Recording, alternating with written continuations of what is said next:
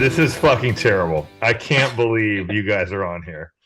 Not. Goodman, you are the biggest Judas in the history of fucking the world. Tremendous. How did this happen? How did this happen? Don't worry about it. Yeah, exactly. We're not giving up any secrets, but what we are doing is we're gonna intro. Well, we'll just do it right now. Welcome to the Goodman and Hummel pod, another episode, and this one will be almost a Hummel roast. That's what this one will be. Rob thought he rushed back from a good dinner. I did. Atlanta, and he was going to go back home, or to where are we going to go, Rob? Back to Logan's parents' house, my girlfriend's parents' house. He went to DJ's house. Yeah, you like my shirt? I do like the shirt. The Mercer Bears, baby. You got a lot of Mercer connections there with Greg Gary and DJ. I do. But anyway, let's get to it. This might be one of the better pods that you will listen to, because we're going to get some dirt on Robbie, the all-American boy, Robbie Hummel. And I told these guys to prepare. They are his childhood friends. And Scott Martin, the better AAU teammate, the better basketball player coming out of the SYF players. The guy I had ranked much higher than Hummel. But you suck at evaluating talent, but I think Scott was better than me was totally fair. Scott was a better player coming out. He just was. But first of all, guys, Jackson reached out to me. I'll tell you that. I'm gonna throw him under the bus. It was Nate's idea. I was just the first one to get responded to. Yes. I had the better message. It was all Nate's idea. I reached out on Instagram, but apparently you don't use that. Yeah, I really am not an Instagram guy. I can go Twitter and maybe a little Facebook. Not much Instagram. That gives me a lot of too much social media. But anyway, I saw Jackson's direct message, and he was ripping the crap out of. I didn't even know you played fantasy football, Rob. I never heard a word about you playing fantasy football. That's because he's bad. Yeah, because I'm terrible. I'm terrible at it. I lose every year. Well, except for last year, I was better. No, Scott is the commissioner, and he runs the worst league you could ever fathom. Like, the league is trash. We didn't even play for money until this year because, as the CFO, I made plays, and Scott was coaching. First of all, Rob, I couldn't play for money before this year. That's true. All right, so he okay. He was on staff. Yeah. He didn't even know his own league. That's fair. That's Shows you how plugged in he is. Trying to get the guy fired for gambling. Yeah. Yeah, that's a good. Miles Austin just got suspended a year in the NFL. And we're on a tight ship in our fantasy league, Rob. Hey, know that. Jack, it's first, NFL. Rob doesn't know who that is. Let's True. go around a little bit. You're also trying to draft him. Know Scott Martin for the most part. Scott grew up, played with Rob in AAU, then started at Purdue, transferred to Notre Dame, was an assistant coach up until a year ago when he decided he just couldn't work hard enough to be an assistant coach in college basketball. So he got the hell out. No, he Sounds about right. was smart and got the hell out. Everybody knows Scott. I think the rest of you guys, people probably don't know, but you grew up literally high school with Robbie. So I can't wait to get some good stories here.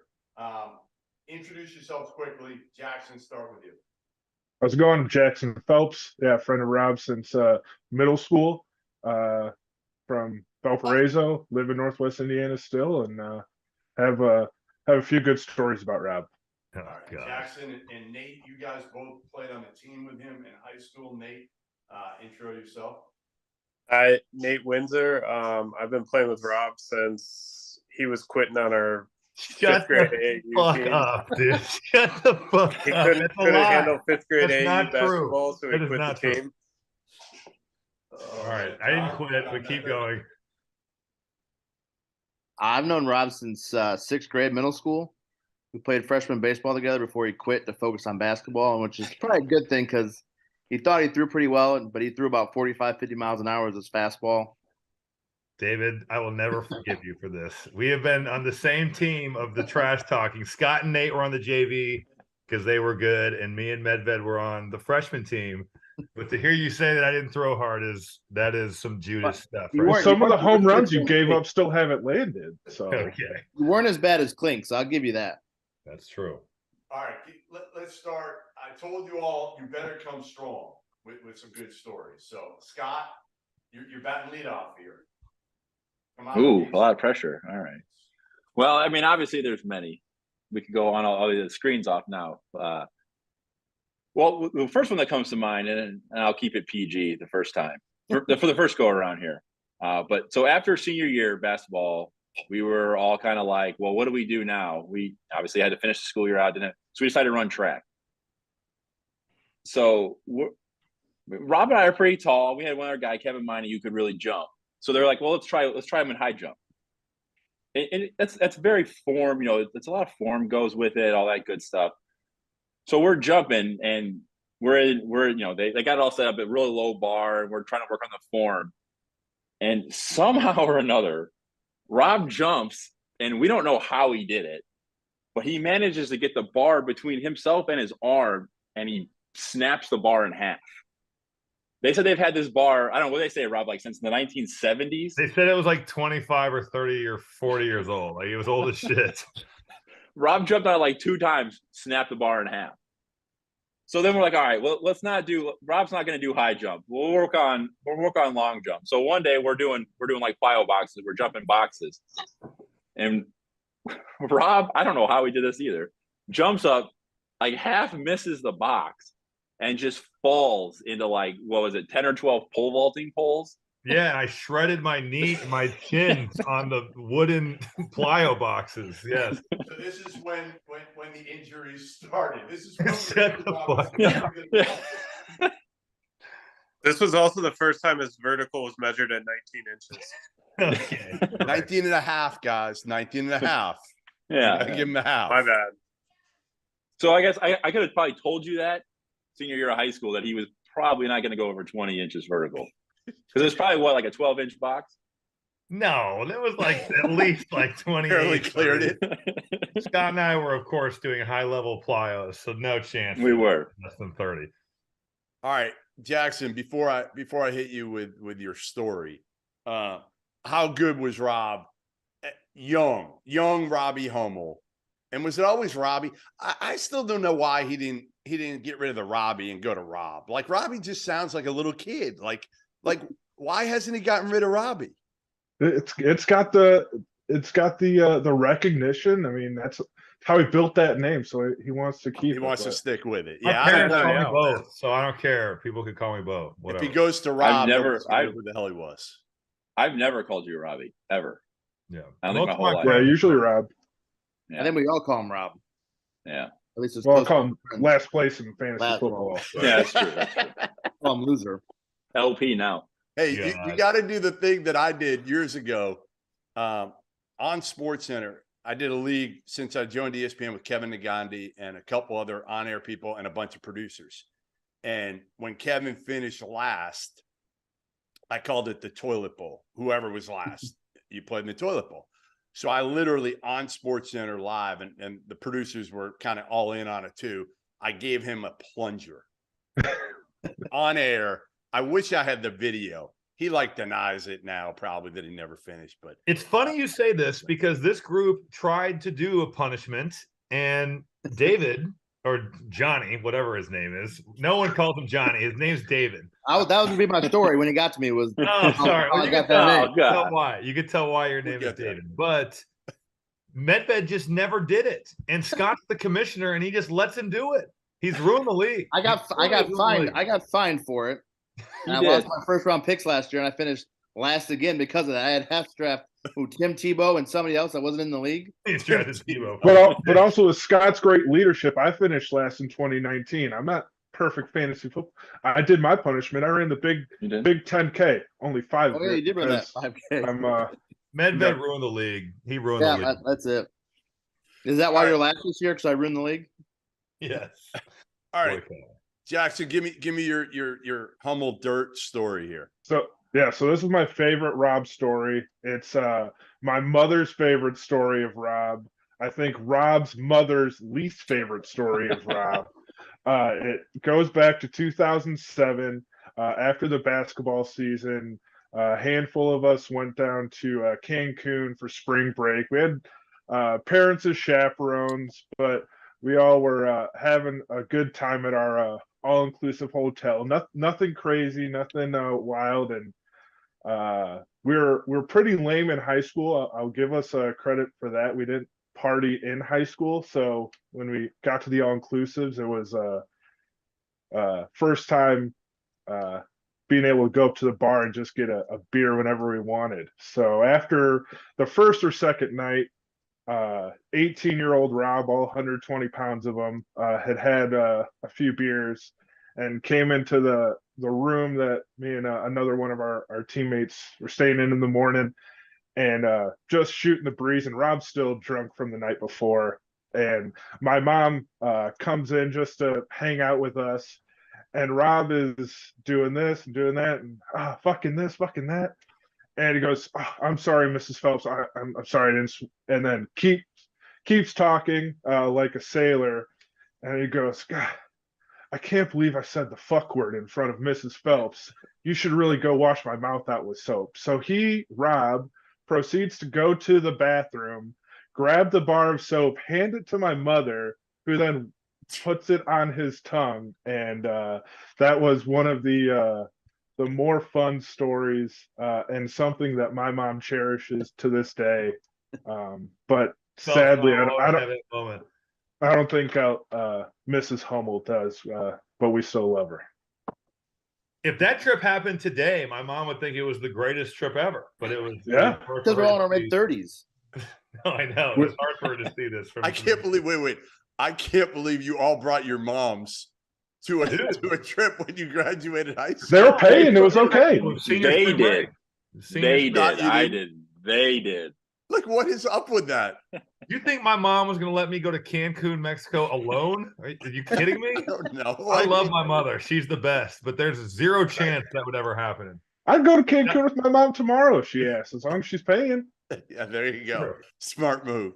All right. John, otherwise known as David, I've just found out. Go ahead. You're up. So I think it was our junior year, Rob. Does that sound right? Yeah, it does. During our homeroom class, we could student aid at different offices throughout the school. And Rob was in the bookstore and I was across the street, I think, in the office. But we'd always just go out there and hang out by the bookstore. Well, one day I was sitting there talking with Rob and our friend Alex, who was wearing a Miami Hurricanes t-shirt. And our janitor walked by, whose son played basketball. He's a couple years older than Rob, but he knew everybody. But everyone knows Rob. He walked by, he looked at Rob and said, "Hey, Rob." Looked at Alex, who was wearing the Miami shirt, and said, "Miami?" Well, he got really nervous because he said hi to me and then realized, holy shit, I don't know these guys' names.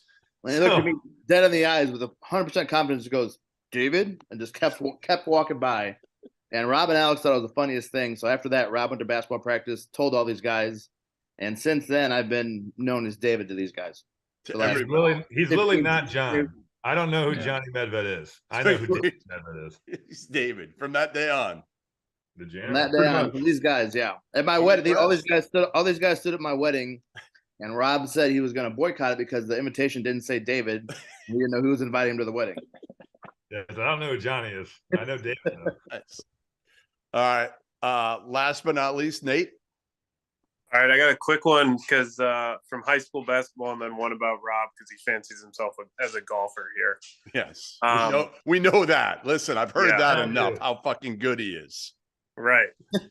So when we were, I think, juniors in high school, we had a game, and I guess the stands were as packed as they could be. It was pretty loud in there. Right after the national anthem. God, this is terrible. Someone just yells at Rob Hummel's the 40-year-old virgin. They screamed it so loud during the national anthem. Wasn't that Munster? Yes, we were playing. Yeah, it's your people. All right, and then on the golf course, Rob always talks about how good he is. We were at one of his favorite tracks in Indiana, and one that he likes to peruse the rough for Pro V1s. You don't have enough money now. He decided that he was going to go into this dried up creek bed to find some Pro V1s, and we're on the 9th hole. He then takes 2 steps in and he goes knee deep into the mud. We get to the turn, and the guy that's the golf pro is like, who is it? Painter's brother was like Coach Painter's roommate or something. Coach Painter's roommate's brother. who knew him like well. Yeah. And so then Rob's got to get hosed off at the turn, and the guy comes out and he's like, "I mean, if you needed some golf balls, I could have given you some, man." Cheap bastard. You cheap That is tough. bastard, That is you. tough. There were so many balls in this dried up lake. I was like, I'll just rake these in. And then I sunk to my fucking knees. That was tough. Oh man. Hey Scott, what was it like playing with Rob though? Like AAU, because you guys, I still say to this day, probably one of my, and I covered it for a long time, you know, one of the most fun teams to watch that I've ever seen. Because you guys actually, you didn't play like an AAU team. You moved the ball, you shared it. Was there a good story playing with Rob then on the circuit? You know, like you know, like you guys are around each other all the time. He had to have pissed you off at some point. He had to have pissed you off or a teammate off for something he did.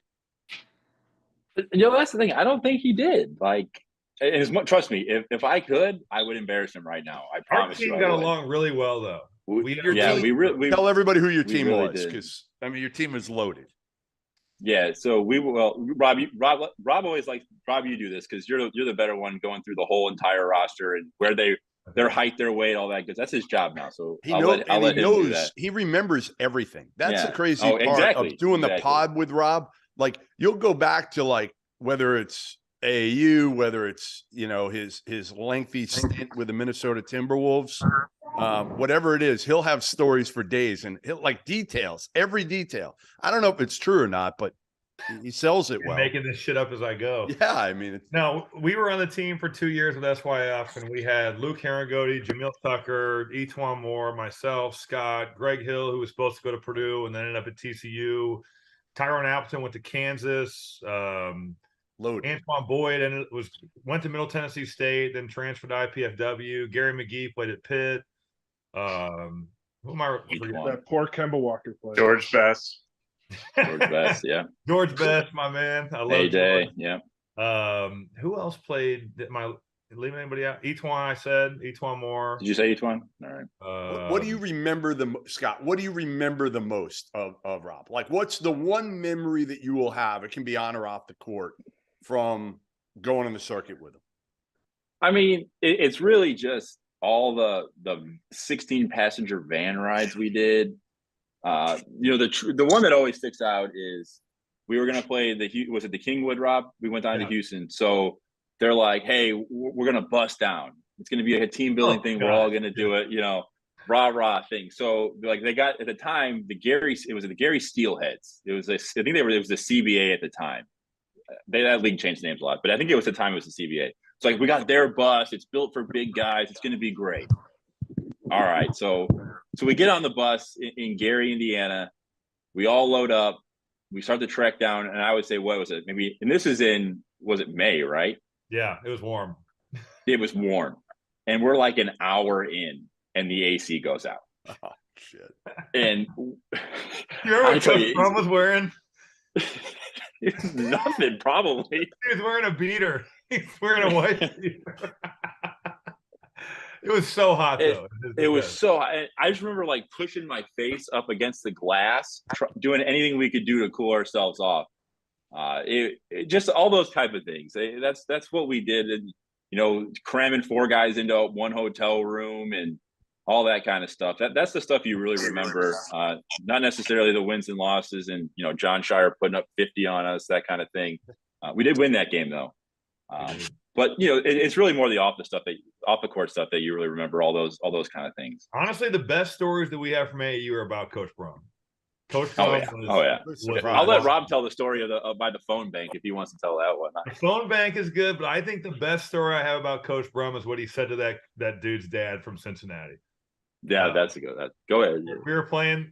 We won the showcase both years that we played SYF, and the showcase was a good tournament, really good. And Coach Brum's like singular goal was to be the first team to ever win the showcase and then win nationals, which I think is impossible because you're down there forever. You're literally down there forever, and you're playing the finals of the showcase while nationals are starting. Right. So you might play like the dumbest thing ever. Terrible. You might play pool play games in the morning and then have to play the finals at night. So we were lucky to win the showcase both years, and we beat really good teams to do it. I think this year we beat the Pittsburgh Jots with DeJuan Blair and Herb. What's Herb's name? Pope. Herb Pope. Yeah, Herb Pope, legend, Big East legend. So we get into nationals and we're playing, and our team is clearly exhausted. This is like week 2.5 of being down there. And we come up, we're in the round of 16. We're playing this team from Cincinnati. Bunch of white dudes. They run the Princeton offense and they run this 2-3 zone. So Brum had scouted them. And we had this team meeting at like we stayed for like a week and a half in these hotels, then we moved to these like townhouses. So we're in the townhouse, and Brum Lilly brings us together, and he's like, guys, I don't think we can beat him. We can't beat this team straight up. And I'm like, wow, Scott's ranked in the 70s. I'm ranked in like the 80s. Etuan's a top 30 player. Gary McGee is being recruited by like high majors. Antoine's good. Greg's going to Purdue. I mean, we have like we're one of the top 6 or 7 teams in the country. And you don't think we can beat these dudes straight up? So he's like, they play a zone. Our goal is to, on our first possession, we are going to hold the ball. We're going to stall. Oh, no. They win the tip. They miss. We come down and they just go zone, and we hold the ball, and we hold it for 7 minutes and like 56 seconds of the first quarter. There was nothing worse than that on the circuit than watching. But we're like a top 5 team nationally, and we're literally stalling these dudes, and the ball gets knocked out of bounds. Antoine Boyd hits a corner 3 with no time on the clock in the first quarter to go up 3-0. And then we get the ball to start the second quarter because we lost the tip. So we go into halftime up 11-3. They literally would not come out of the zone. Second half, they decide that we're gonna, actually they're gonna come get us. We beat them by 30. Like it's actually a brilliant coaching job. It really was. Kind of. And sort of. Kind of. Pathetic, really. But we're walking out, and I'm walking next to Coach Brum, and he's just strutting his stuff like, I am the fucking greatest. Yeah. And this parent comes up to him, and he's like, with all due respect, Coach, you just cost my son a chance to play in front of all these college coaches that come to watch your players to play for a scholarship. And Coach Brum dead looks him in the eye and goes, well, with all due respect to you, your son is a fucking bum. And literally just keeps it moving. I mean, he said it like an assassin. It was literally assassin-like. It was amazing. He did not care at all that he was crushing this dude's spirit. Unbelievable. And that was amazing. Wow. Any other good stories before I get to something a little more, I don't know, heavier on Hummel? I have one. Goes back to Cancun. But this is a nice story about Rob. No soap this time. This is Rob being the stand-up All-American guy that he is. So this is when he was with his lengthy stint with the Timberwolves. Leagueman Rob was out in full force. So it's the All-Star break, and he's going down to Cancun with buddy that played at Purdue, now coached the Lakers, and we're in our group chat. He's like, oh, I'm in Cancun and I'm working my corporate job in Chicago. I'm like, oh, if you would have texted me, I would have come down there with you. And it's like, oh, if I would have known, I would have told you. So I'm like, well, I'll fly down today if you pay for my hotel stay at the all-inclusive. And this is Leagueman Rob, so he's got the money to go around. I call, it's like $150, $200 a night for a person to stay at the hotel. I look up, flights are like $1,000. I'm like, screw it. So I book a same day flight, meet Rob down in Cancun, and then he gives him the credit card to pay for me to stay at the hotel with him and Drew. And then we had a great long extended weekend over All-Star break because Rob had nothing better to do. So I needed thank you, Rob, for that. You're welcome. I needed another break from the All-Star break after that trip. That was aggressive. All right. Before we get to the heavy stuff, I want one sentence from each of you to describe Rob as a high school kid, not a player, as a high school kid. Like, it can be like a few words, whatever, not more than a sentence. Who wants to go first? 40-year-old virgin. That was mine. I know, that's why I took it. I can't believe they chanted that. That's terrible. Scientist. Scientism. Washed up middle school percussionist. What did you play? Jackson and I played percussion together. Jackson actually had a run-in with our teacher because he forged his mom's signature on the practice chart. Yeah, I He got was a D. so pissed. I got a D in band, and then they just band. signed the rest of my practice charts for the rest of the year, and I didn't practice, but I got an A the rest of the semesters after getting caught. So, All right, so I do want to make this a little serious for one part of it, and Rob's shaking his head; he doesn't know what's coming. But no, in all sincerity, when Rob went through all his injuries and the 2 torn ACLs, what was that like for you guys? Kind of dealing with him and trying to talk him through it. I remember I was in the airport for the second one, and I was crushed because, again, like, you know, I know as a media person, you're not supposed to have those relationships. You're supposed to be objective. That's never the case with me. I mean, I've known you and Scott forever. So obviously, deep down, you know, that hurts. That's. But I can only imagine what it was like for you guys knowing him that long. You know, he had the back brace, and Scott, you were around closer for a lot of that stuff. So I guess you can start with that. What was all that like watching that? I mean, it's tough. It's tough, right? You never want to see someone that you're close to go through those things, you know. But I think it speaks to his determination and his ability he needed to get done, and he got through it. He found a way, and I mean, look, he made the NBA, right? Like, he found a way to get there and ultimately achieve that goal. And I just think it speaks a lot to the character of him and how determined he was to reach that plateau, and he got there. I will say though, before you keep going, it was not helpful, but Scott was going through it sort of at the same time that I was, because he had torn his ACL at Notre Dame. Yeah, so that was helpful to bounce things. It was a great time for us, wasn't it? It was a good time to be a 6'8". I think Hayden Hume, who played at Valpo, blew his knee out at the time. Yeah. If you were a 6'8" kid from Valpo High School, tough sled. Any of you guys have anything that you remember from talking to him through that, or watching him rehab or anything like that? I remember it sucked, obviously, with Scott and Rob going through it similar times and multiple injuries keeping them sidelined. I was the 10th guy on our high school team, so I always had a great courtside view to watch them play in high school, and then it was awesome watching them play in college. And it just sucked seeing them go through it. They're both great guys. I remember, I don't know if it was the first or I think it may have been the first one.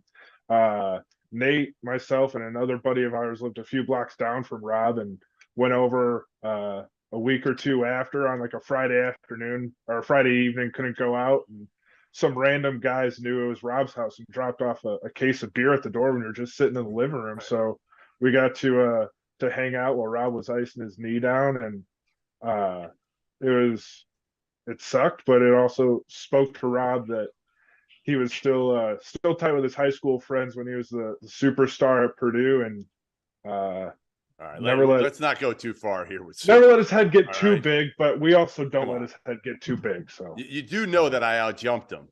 That's back bullshit. No, you did. I believe it. Not surprising. That's really not saying anything. It really is. I think the whole group should outjump him. That 19.5 vertical. I mean, we could all beat that.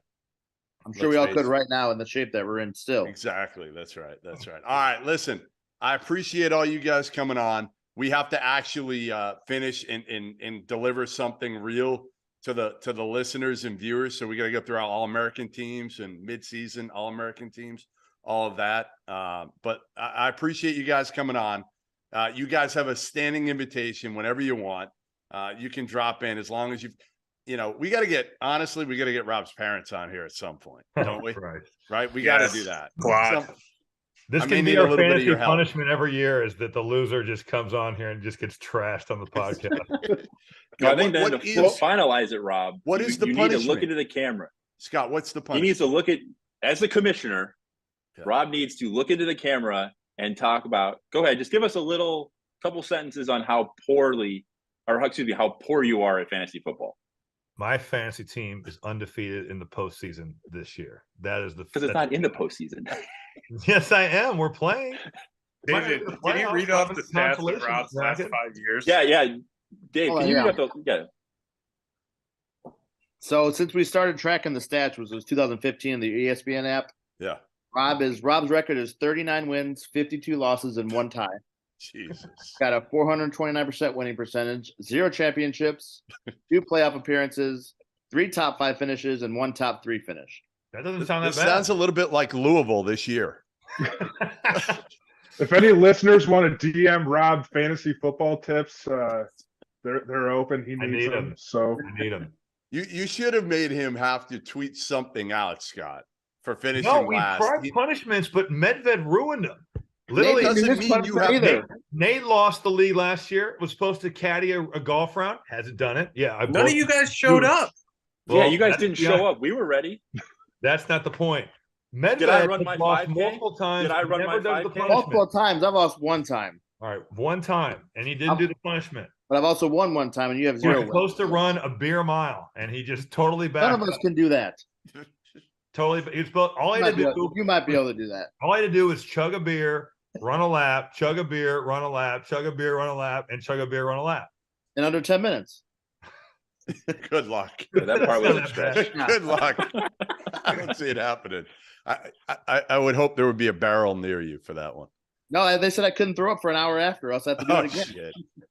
There were a lot of stipulations. All right, That was listen. a We'll personal figure something out for next year. Yeah. Maybe we'll have me be like the at Put least it to the people. like Yeah, somebody I like that can hold whoever the loser is, hold them accountable. All right, so All right, great, we have the punishment set for next season. Perfect. There we go. All right, great seeing you guys.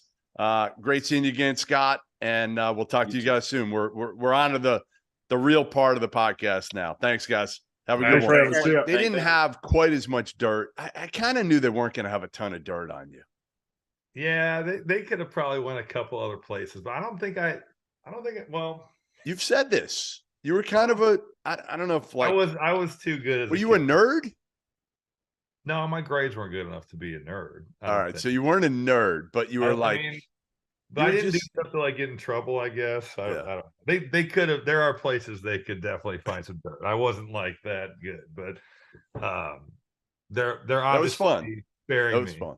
That was fun to see those guys. I wish I got to see. We've them been more. trying this for a few, and you almost screwed it up tonight. I almost did. I will say when I got on, I was totally surprised. Had no idea. Good. But Well, I didn't tell those anybody guys- else. We were really lucky in the sense that like I played basketball with those guys from the time I was in 5th grade on.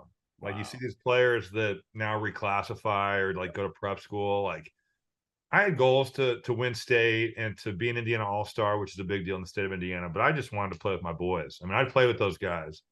And Scott was always really good. Yeah. Was really good in college.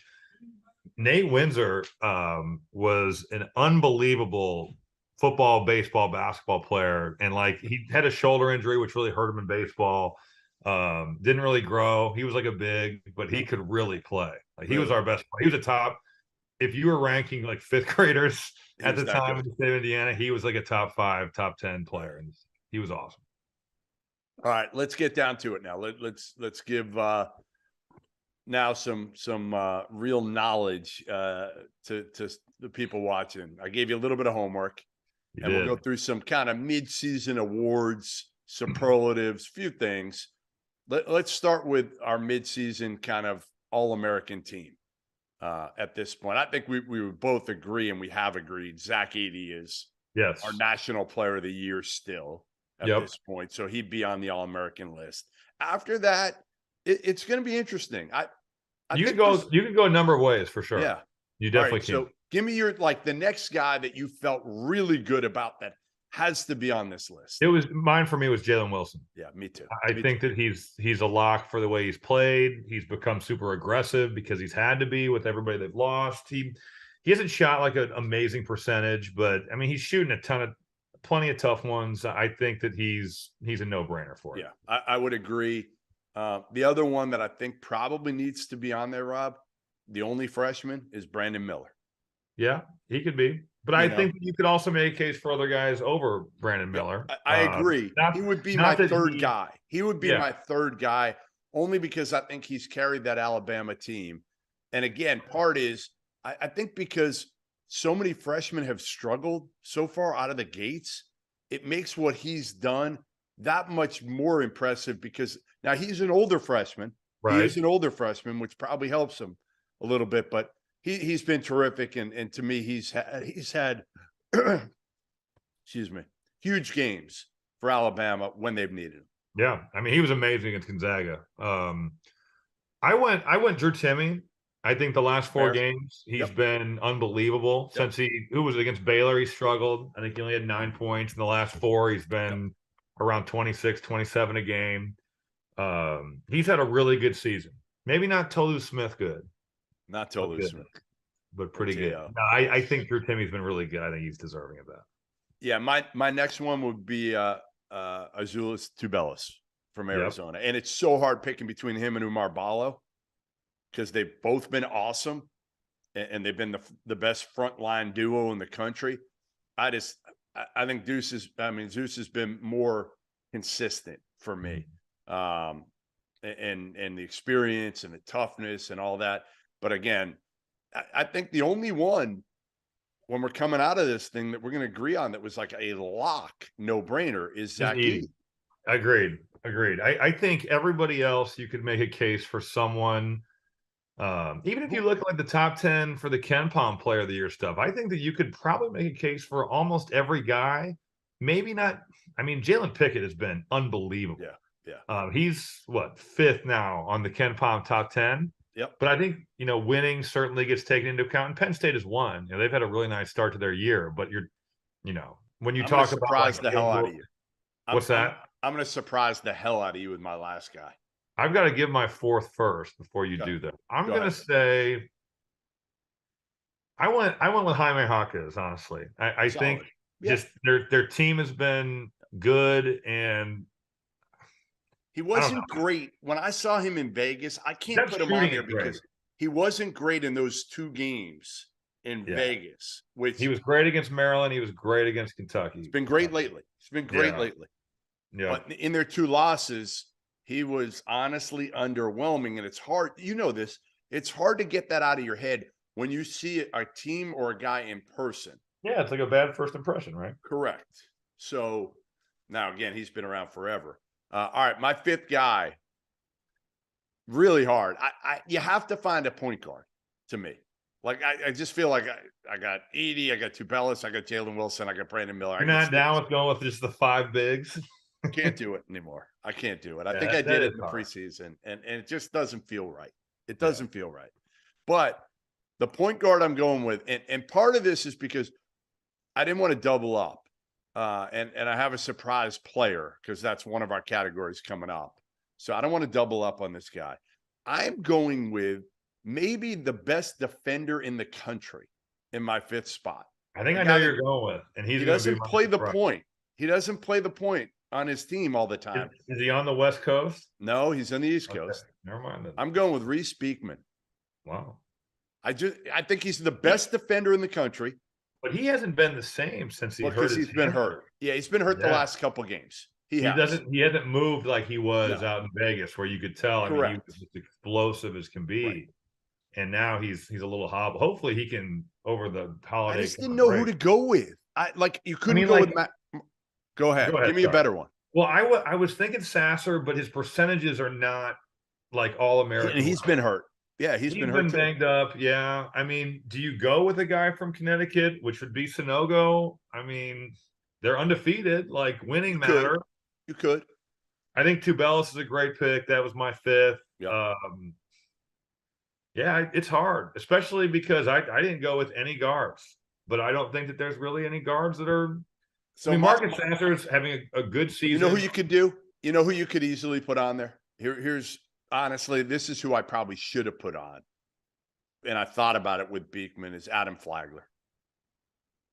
Flagler's he shot the hell out of it. Yeah, and Baylor's kind of flying under the radar right now just because of the fact that they've lost some games, and in the last 2 years they just didn't do that. Right. So Yeah, he has had a really good season, and it's crazy. The guards, I mean, We knew this coming in though. no, I know we did. We I know said we did, this, but and it's come to fruition of everything we've said about the guards. There's no point guard that, and we're going to get to that in a minute. Let's go with surprise player, because it kind of comes off my All-Americans here a little bit, and a guy that I think you could easily put on your All-American team, but I saved him for my surprise player.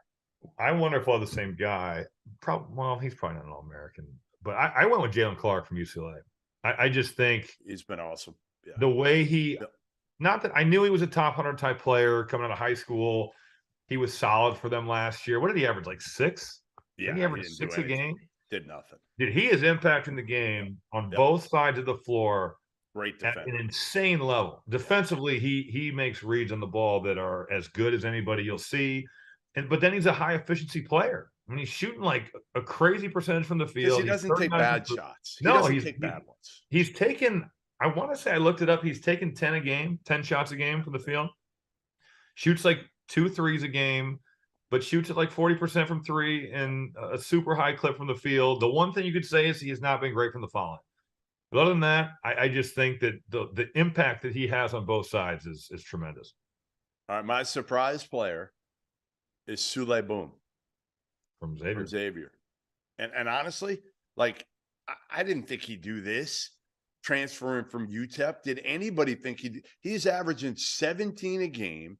He's averaging almost 5 assists a game, which I didn't think he could be a point guard. He's done that fairly well. You know, he's shooting 53 from the field and 53 from 3. Yep. Like, that's insane, Rob. Like, you could make a case, and his defense has been okay. Like, not great, but it's solid. So to me, that puts him in the equation for an All-American right now. Like, you could put him as your guard on the All-American team and easily justify it. Xavier's 10-3. Yep. Are they ranked? Yeah, they're like, I think I have him at 20. 20. Yeah. Yeah, that's totally fair. Yeah, I think that these All-American teams definitely get skewed to who wins. Right. And that, they should. Yeah, I agree. I mean, if you're not on a winning team and if you're on a team that loses all your But games. to me, Xavier's winning enough. No, they are. You got to They be are. in the top 25. Yep, agree. To me. All right, so your surprise team is who? Last time we did this, we both said Maryland. They've fallen off since. That they have. I wrote a good one down, but I'm not at I'll where go I thought I was first. going to be. So let me think if I can remember. I'll buy you a few seconds here. I'm gonna go with Mississippi State. They're 11-1. They beat Marquette. You know, you think about what Chris Jens took over down there, and like not a whole hell of a lot. Nothing was expected of them, and now you know they were ranked at one point. They're right now. If the season ended today, they'd be a lock NCAA tournament team. And I don't think anybody would have seen that coming. So I don't know if they can sustain this in SEC play, but if they go 500 in SEC play, they're clearly an NCAA tournament team. Yep. No, I agree. I think this might be like the most cop-out answer ever, but I think I had Purdue. They're 12. I didn't have them in my top 25. So they're 12-0. They have, and every question that we had about them was, well, can their freshman guards play, and can Zach Edey take on a sustained role of being the guy? Yeah. Well, Edey's got 9 games of 30 minutes or more. He's played 42 in a game, and their guards have been great. Yeah. You know, I think the question now is with their freshmen is there a wall that they hit? Because that kind of is the story for most freshmen. I know I felt it my freshman year. I was garbage in the NCAA tournament. I just had nothing. I was horrible. I think I had. When did it hit you? Do you remember when it hit you? I felt like it was late. I did not finish super strong. At the Big Ten tournament, I had like 10 points, and I think I had a double-double against Illinois, but I didn't play. I wasn't like great. Yeah. I was just kind of out there. How many minutes did you average as a freshman? I think like 28, 29, 30. So similar to what Lawyer and Braden Smith are averaging. Yeah. I think that's fair to say. And I was just. So if you're we played Xavier in the NCAA tournament, the second game, and I mean they were grown men. They were Josh Duncan, and they were Derek Brown, and they were Drew Lavender and Stanley Burrell, and all those dudes. I mean, they were 5th-year seniors, and You were the we just baby couldn't make a shot. boilers. Yeah. What's that? You guys were the baby boilers, right? We were, but we couldn't make a shot in DC. And they were good. So my question to you on that is, now again, back then you were going 3-hour practices Yes. through a lot of the year. Painter is not doing that, and very few coaches are doing that anymore. Yeah. I wonder if that changes things a little bit for some. No, I think it does. I think the mentality has changed. Yeah. That was definitely a very Gene Katie way of looking at things, but that's all he knew. I mean, I understand it. Yeah. That was how he kind of, that's where he came up through, and that's one of his mentors. And Coach Katie had a really effective way. But by the end of the year, I don't think I was playing.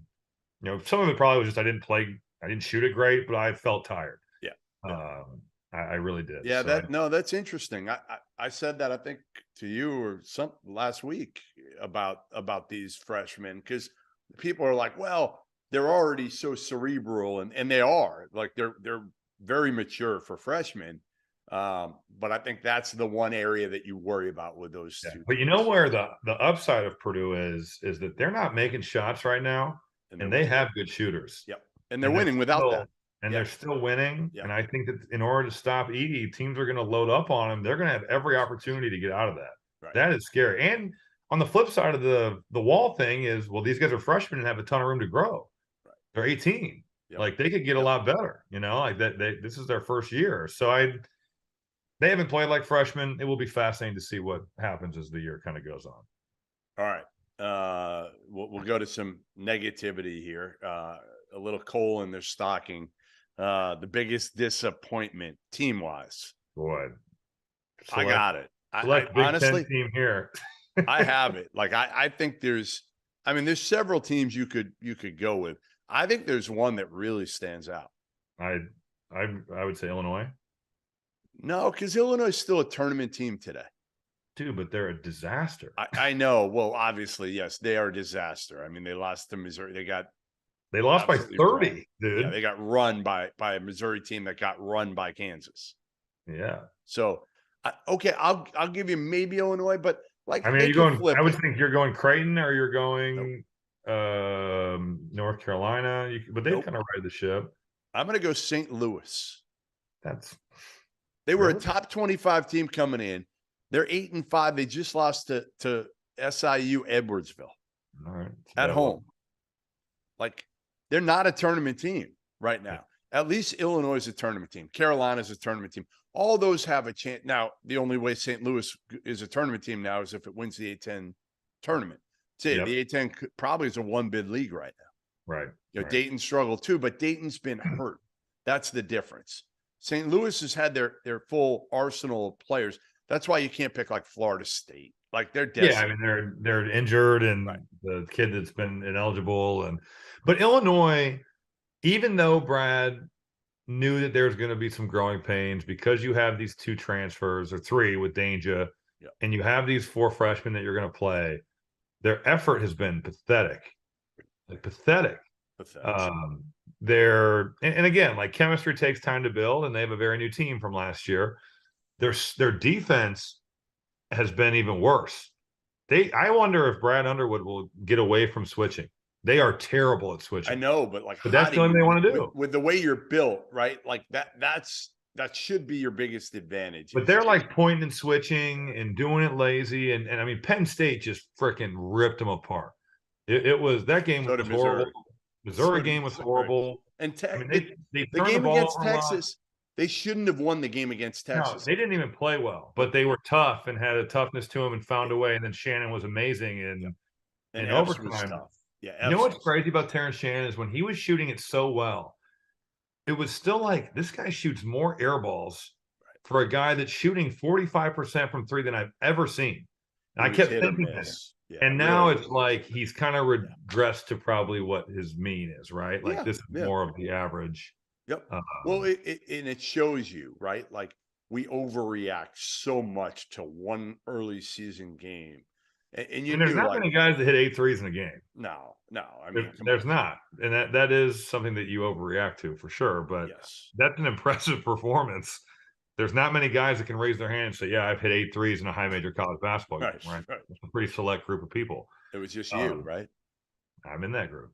I love it. But I don't know. I just think with the locker room stuff they've got, the Matt Meyer quotes were bizarre, but Yeah, honest, which I do appreciate his honesty in a time where that's not the case.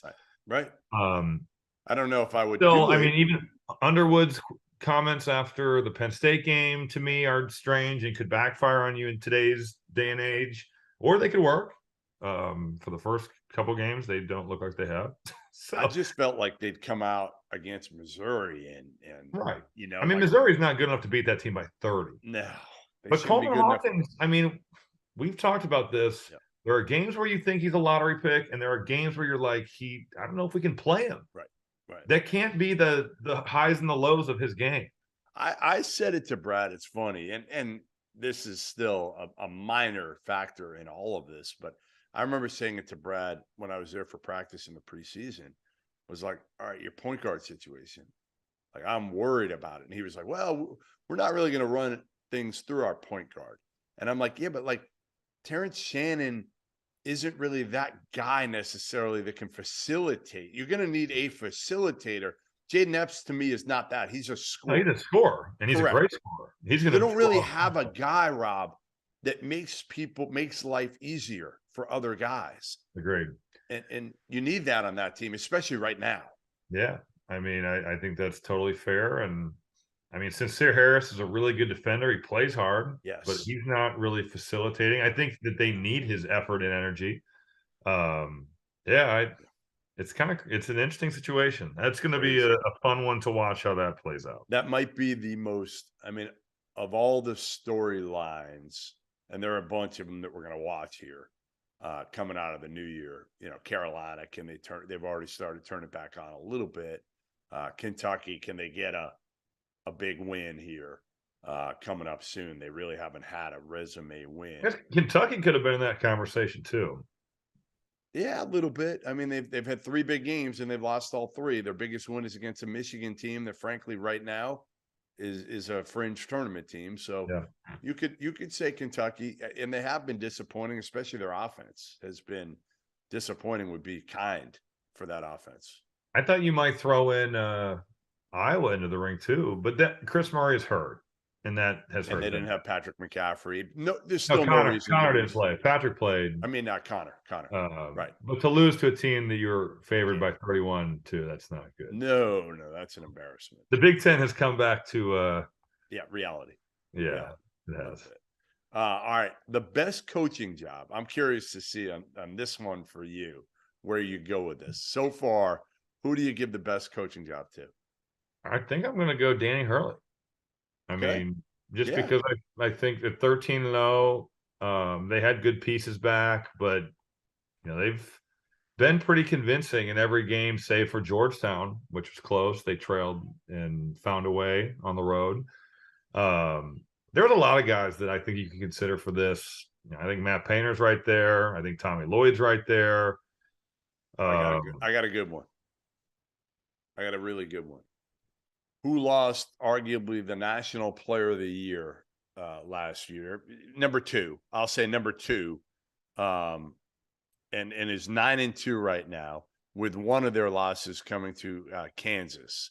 They've beaten Marquette. They've beaten Iowa. Greg Gard. They've beaten Maryland at home. They've beaten USC. They've beaten Dayton.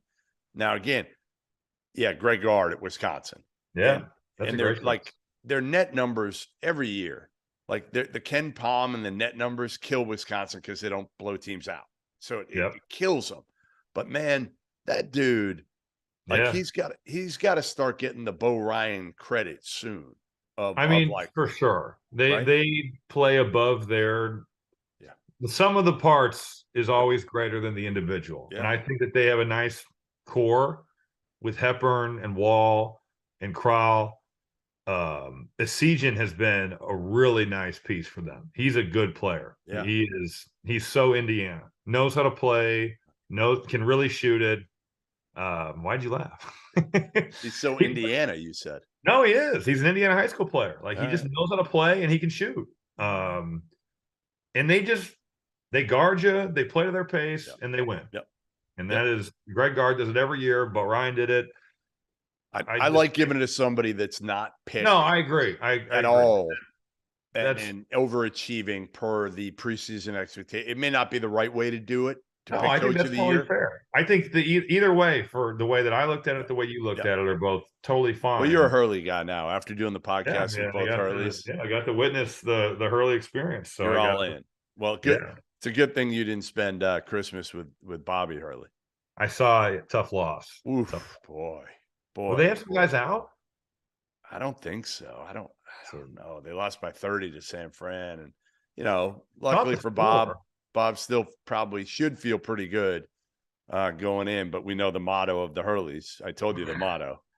Well, if you told him that he could sign up for this record in September, he would sign up. He would sign up. All right.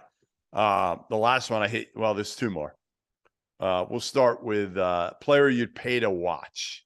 Who's the one guy in college basketball that if they're on, you want to watch or you would pay money to see? For me, it's Brandon Miller. I was going to say Brandon Miller. After watching the Gonzaga game, that was awesome. Defense was non-existent, but his shot making was electric, unbelievable. Yeah. He's an electric player. Like, we want to see more. Nick Smith's hurt again. I want to see a little bit more from Nick Smith. I thought Anthony Black might be that guy early, and he settled down a little bit for Arkansas. I thought Arkansas's team was when Brazil gets hurt. Brazil getting hurt really hurt that regard, because I mean they had dunks that were just. Is there anybody else that you would pay big money to see, or that is must see TV? It's hard because a lot of the best players again are big men. So it's like Brandon Miller's that prototypical NBA guy, right? That you want to watch. I think that's a pretty. I mean, I love college basketball, but in terms of that category, I think that's pretty much it, honestly. All right, the last one. I'm giving you one point guard for your team. I'm giving you one guy that you could take. And again, it's hard because you don't know who the other four guys are around. True. Like, do you have scores? Do you need him to score? Right. So but I'm just going to give you a blank slate here and just say you can have one point guard to run your team. Who is it? I'm going to say this has come down to me a couple guys because of the way that they've won. Okay. So I'm going to pick between Tiger Campbell and DeJuan Harris. I'm going to go Tiger because he can make shots. He can play on the ball, off the ball. I just think he's a winner. And I think by the end of the year, UCLA is going to be a team that can win the whole thing. I'm going to go Flagler here. He's not going to wow you, but man, he's an elite shooter. He can play again. He can play the one, the two, good defensively, high character, a little bit bigger than Tiger, not huge, but a little bit bigger. So I don't think you take advantage of him quite as much as you could defensively. But there, again, we talked about it. There's no guy. I want to hype DeJuan Harris, though. We were getting he's awesome. The Kansas fans were clowning us for not drafting him in our draft. That has been a yearly shit show. And he is great to watch. I really like watching DeJuan Harris play. Yeah, and again, Jalen Pickett, you mentioned it earlier, has had an unbelievable season. If you need a score, that dude, and he does it in unorthodox ways, but he has been awesome. And there's the way Micah Shrewsbury's playing with the shooters all around him. I mean, he just backs you down, he posts you, he gets you deep, and he puts you in the torture chamber. Yep, that's right. That's right. All right, we're going to close this out. I know you got to get home. I assume you're not staying over at DJ's house tonight, are you? I might. You never know. I mean, you're there late, but I'm glad we did this. Yeah, I was shocked, but it was good to see those guys. It always is. I mean, that's what I felt. I felt like you'd have fun, especially around this time of year, that it would be a good time to do it. There aren't a ton of big time games. See your boys, get some stories. They were nice to me. I owe them money for not getting on the worst of the worst. you listen, all I know is you got to do a little bit more research for fantasy football next year. I'm a bad player. I mean, bad. Like how are you this shitty? The first couple of years I didn't really take it seriously. We weren't playing for money. And then when we instituted the last place punishments, I was like, all right, I got to get this together. And I've been better. So is there an entry fee? Now, this is the first year. And how much was it? $100. Yeah, I mean, the best way to take it seriously is just Put keep money on it. raising it. Yeah, but this is the first year that Scott, because of his job, could do it. Right. Now he's not working for an NCAA institution. But again, like then the punishments, guys just wouldn't do them. Like Medved, Yeah, that's just or- weak. That's weak I ass know, shit for I know. Medved. week from David. David. Dude, it was so good. The janitor never knew any of those guys' names. And he was a diehard basketball fan, and he was like, Robbie? And committed the names, and then looked at my buddy Alex Fusak, Miami. and then Johnny Medved, and Fusak was wearing the Miami jersey. So Miami? And then So he why looked did he call him and said, David? Do we know? No. And then he just was like, David? Which Did I you think ever ask him? no, I should. If next time I see him, he probably won't even remember. He still goes to the high school basketball games at Bobo High You School. got to find out. Like, what did he think he Yeah, was somebody else? I was trying to decide which is worse. At least with David, it could be his name. Miami was never going to be Alex Right. Fusak's name. Right. So at least he tried with Medved. But literally, no one calls him Johnny anymore. He is David, To everybody. except for his wife and his dad. But you had everybody else. No Like, one you'll go calls back him to a Johnny. reunion and everybody will He'd be call him like, David. "What's up, Dave?" Yeah, Dave or David. David. Yeah. We did that with a kid. We did that with somebody in high school too. We changed his name from Craig to Stan. Because he looked like my buddy said he looked like Stanley Roper from Three's Company. That's funny. So changed his name. It stuck. It stuck. All right. Love Listen, thanks for watching. We hope you enjoyed this one. It was a little bit different, a little bit unique. We'll get back on track next week. And now the problem is now I'm going to be like tiptoeing around. I'm like expecting payback at some point. There will be payback. I know. I'm a little worried now. It's one of those things my dad used to say to me. I don't get mad. I just get even. Well, that was always, how about this? Years ago, I was going to get, I don't even remember why. I was going to get, Rick Barnes has always been known as the biggest practical joker of anybody in college basketball. Like insane. Did some great stuff. And at some point we got to get him on and we can have him talk about it. It'll be entertaining. And I was going to get him. I was going to team up with like another coach, like Few or somebody like that. And we were going to get Barnes. And Chris Ogden told me, he said, listen, and he wasn't the only one who told me. He played for Barnes at Texas. He said, I'm telling you, if you get Barnes, he will get you and he will be ruthless. He will get you like, and not care about like your wife. He will, nothing is off limits with Barnes. Collateral damage will be had. Yeah. So I was like, you know what? I'm not going there. I'm not Save ready my for family. that. It's like running for president. They're just going to crush you. Exactly. I'm not ready for that. So anyway, all right. Well, listen, Happy New Year. Hope you had a good Christmas. I did. And tell everybody I said hello. And at some point, maybe next year, we'll get your folks on. Honestly, the worst dirt might be from my college teammates, to be honest with you. But I've thought about that. that's I actually, probably a couple where- years ago during the pandemic, I think I hit Kramer and we were going to do something, but it was hard. Some guys were overseas. I don't feel like he would have the best beef, though. There's other people that would know better. I mean, I would hope. Yeah, I would hope in college you weren't like. No, I mean, I wasn't like that, but Right, but you broke a few rules. there are some people that would know more of where the bodies are buried than All others. right. I gotta listen. At heart, I'm an investigative reporter, so We know. I can find that out. That shouldn't be hard for me to find. No, and they'd be willing, believe me. All right. We'll see you next week. Make sure you subscribe. Goodman and Hummel Pod. Again, Happy New Year, Happy Holidays.